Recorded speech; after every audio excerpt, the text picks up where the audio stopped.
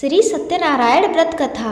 आज कार्तिक पूर्णिमा के अवसर पर भगवान श्री सत्यनारायण की कथा पढ़ी तथा सुनी जाती है। तो आइए शुरू करते हैं श्री सत्यनारायण भगवान की कथा। बोलिए सत्यनारायण भगवान की जय। एक बार नैमिषारण्य में तपस्या करते हुए 84,000 ऋषियों सहित शौनकादिक ने सूत जी से पूछा कि जिसे करने से मनुष्य मनोवांछित फल प्राप्त कर सकता है, ऐसा व्रत या तप कौन सा है, आप कहिए। तब सूत जी महाराज बोले कि एक बार श्री नारद जी ने विष्णु भगवान से ऐसा ही प्रश्न किया था। तब भगवान विष्णु ने जिस व्रत का वर्णन किया था वही मैं आपसे कहता हूँ। प्राचीन काल में काशीपुरी में एक अति दरिद्र ब्राह्मण रहता था। वह भूख प्यास से व्याकुल हो भटकता रहता था। एक दिन उसकी व्यथा से व्याकुल हो भगवान विष्णु ने बूढ़े ब्राह्मण के रूप में प्रकट होकर उस ब्राह्मण को सत्यनारायण व्रत का विस्तार पूर्वक वर्णन सुनाया और अंतर्ध्यान हो गए।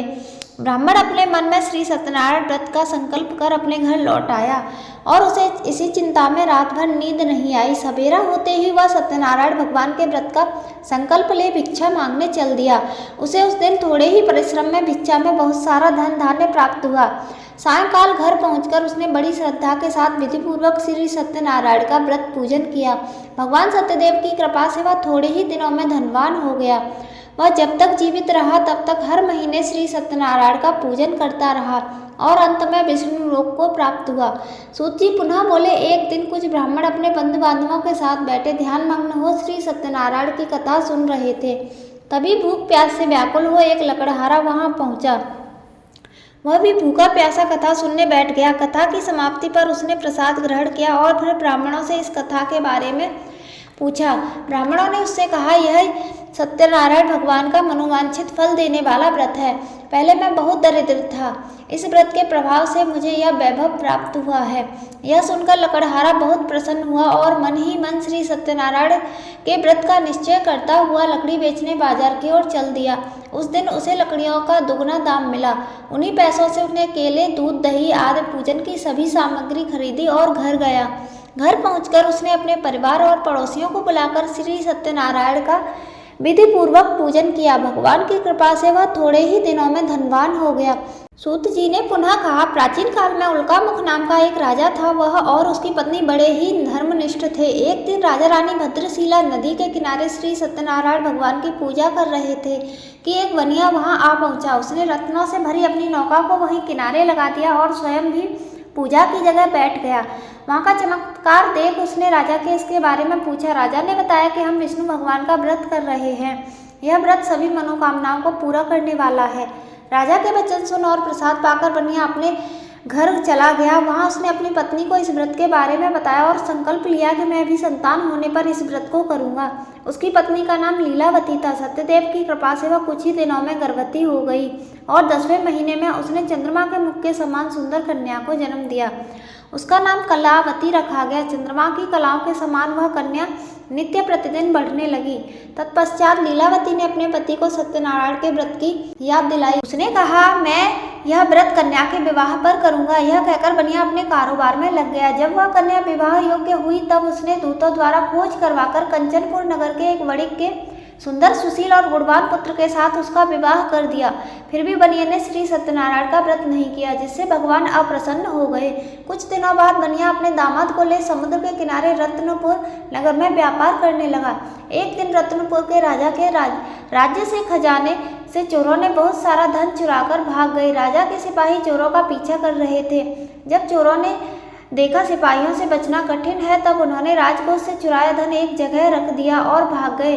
उसी जगह बनिया का डेरा था। जब सिपाही वहां पहुंचे तो उन्होंने बनिया और उसके दामाद को चोर समझकर पकड़ लिया। राजा ने दोनों को जेल में डालने का आदेश देकर उनका सारा धन राजकोष में जमा करवा दिया। श्री सत्यदेव के कोप से लीलावती और कलावती भी बड़े दुख से जीवन व्यतीत करने लगी। एक दिन कलावती भूख प्यास से व्याकुल हो एक मंदिर में चली गई। वहाँ पर श्री सत्यनारायण की कथा हो रही थी। वहीं बैठकर उसने कथा सुनी और प्रसाद लेकर घर पहुंची। तब तक रात हो चुकी थी। माता के देरी का कारण पूछने पर उसने सत्यदेव की कथा की बात माँ को बताई और प्रसाद दिया। कलावती की बात सुनकर लीलावती को अपने पति की पूरी बात याद आ गई और उसने श्री सत्यदेव के व्रत का निश्चय किया। उसने अपने बंधु बांधवों को बुलाकर कथा सुनी और विनम्र भाव से भगवान से प्रार्थना की कि मेरे पति ने संकल्प करके जो आपका व्रत नहीं किया है, उसी से आप अप्रसन्न हुए हैं। अब कृपा करके उनका अपराध क्षमा करें। लीलावती की प्रार्थना से श्री सत्यदेव प्रसन्न हो गए और उसी रात उन्होंने राजा चंद्रदेव को स्वप्न में दर्शन देकर कहा कि प्रातःकाल होते ही दोनों बनियों को छोड़ दो और उनका सारा धन उन्हें लौटा दो, वरना पुत्र पौत्र सहित तुम्हारा सब राज्य नष्ट हो जाएगा। इतना कहकर भगवान अंतर ध्यान हो गए। राजा ने सवेरा होते ही दोनों बनियों को मुक्ति का आदेश दे उनका सारा धन उन्हें लौटा दिया और सम्मान पूर्वक उन्हें विदा किया। दोनों बनिए खुशी खुशी अपनी नौका लेकर चल पड़े। तभी श्री सत्यदेव भगवान दंडी स्वामी के रूप में उनके समीप आए और बोले, तेरी नौका में क्या है? बनिया ने हंसकर कहा, मेरी नौका में तो फूल पत्ती के सिवा कुछ भी नहीं है। दंडी स्वामी ने कहा, तुम्हारा वचन सत्य हो, और थोड़ी दूर जाकर समुद्र किनारे बैठ गए। बनिया ने देखा नौका थोड़ी उठी हुई है, तो उसने खोलकर देखा तो नौका में फूल पत्ती के सिवा कुछ नहीं था और वह यह देखकर वहीं मूर्छित हो गया। तब दामाद ने कहा, इस प्रकार शोक करने से कुछ नहीं होगा, हमें उन्हीं दंडी स्वामी के पास जाना चाहिए, यह उन्हीं के वचन से हुआ है, उनसे चलकर प्रार्थना करेंगे तो सब ठीक हो जाएगा। दामाद की बात सुनकर बनिया दंडी स्वामी के पास पहुंचा और उनके चरणों में गिर पड़ा और बार बार उनसे क्षमा मांगने लगा। उसकी विनम्र प्रार्थना से प्रसन्न हो दंडी स्वामी ने उन्हें इच्छित वरदान दिया और अंतर्ध्यान हो गए। बनिया ने नौका के पास जाकर देखा तो वह पहले की तरह रत्नों से भरी हुई थी। तब उन्होंने वहीं पर भगवान सत्यनारायण का व्रत किया और कथा सुनी, फिर घर की ओर चल दिए। अपने नगर के समीप पहुंचने पर बनिया ने लीलावती को अपने आने का समाचार भिजवाया। लीलावती उस समय श्री सत्यनारायण की कथा सुन रही थी। उन्होंने अपनी पुत्री से कहा, तुम्हारे पिता और पति आ गए हैं, मैं उनके स्वागत के लिए चलती हूँ, तुम भी प्रसाद लेकर नदी तट पर पहुँच जाना। कलावती प्रसन्नता के कारण इतनी विमुख हो गई कि प्रसाद लेना भूल गई और तुरंत ही नदी तट की ओर दौड़ी और ज्यों ही नदी के किनारे पहुंची इसके पति सहित नौका जल में डूब गई। यह देख बनिया हाहाकार करने लगा। लीलावती भी दामाद के शोक में विलाप करने लगी और कलावती सती होने को उद्यत हुई। तभी आकाशवाणी हुई, हे बड़ी, तेरी पुत्री भगवान सत्यनारायण के प्रसाद का निरादर कर अपने पति से मिलने दौड़ी आई है। यदि वह प्रसाद लेकर फिर आएगी तो उसका पति जी उठेगा। यह सुन कलावती घर की ओर दौड़ी और श्री सत्यदेव का प्रसाद लेकर पुनः आई तो क्या देखती है कि उसके पति सहित नौका जल में तैर रही है। यह देख बनिया भी प्रसन्न हुआ और अपने घर पहुंच गया। जब वह तक जीवित रहा तब तक श्री सत्यनारायण का व्रत करता रहा। उसके बाद सूत जी महाराज बोले, एक बार राजा तुंगध्वज शिकार खेलने के लिए वन में गया। वहाँ उसने देखा एक पर्वत के वृक्ष के नीचे बहुत से गोप ग्वाल श्री सत्यनारायण भगवान की कथा सुन रहे हैं। अहंकार बस राजा ने न तो सत्यनारायण भगवान को नमस्कार किया और न ही पूजन के पास गया। ग्वालियर राजा को देखकर स्वयं प्रसाद लेकर उसके पास आए तो राजा ने न तो प्रसाद लिया और महल की ओर चला गया। राजद्वार पर पहुंचकर वह देखता है कि पुत्र पौत्र सहित उसका सब धन नष्ट हो गया है।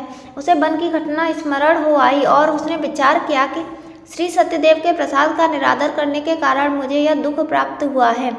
ऐसा सोचकर राजा पुनः वन में दौड़ा और सब गोप ग्वालों के साथ मिलकर श्रद्धा भक्ति के साथ भगवान सत्यनारायण का पूजन किया और प्रसाद ग्रहण किया। उसके बाद जब घर लौटा तो उसके पुत्र पौत्रादि सब जी उठे और धन संपत्ति भी ज्यों की त्यों हो गई। तब से राजा जीवन भर समय समय पर श्री सत्यदेव का व्रत और पूजन करता रहा। बोलिए श्री सत्यनारायण भगवान की जय। इस प्रकार भगवान श्री सत्यनारायण की कथा पूर्ण हुई। कथा सुनने वाले और सुनाने वाले दोनों का भला। यदि वीडियो पसंद आई है तो कमेंट में जय श्री सत्यनारायण अवश्य लिखें। आप सभी का हार्दिक धन्यवाद। हरि बोल हरि बोल हरि हरि बोल, हरि बोल हरि बोल हरि हरि बोल।